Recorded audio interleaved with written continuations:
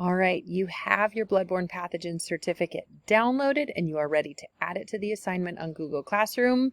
John graciously allowed me to use his for this demonstration. Here we go.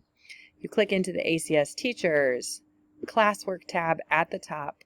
Bloodborne Pathogens Fall 2022. We are going to view assignment. Over here, you click Add or Create. We're going to go File because it's downloaded. Now, if it's already in your drive and you know that, go grab it from your drive. Mine is a downloaded file. I'm going to browse my device. Bloodborne pathogen certificate. It should look a lot like this. Open.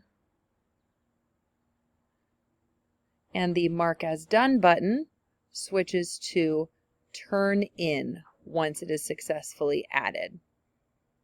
Click Turn In and you're done. That's all it takes.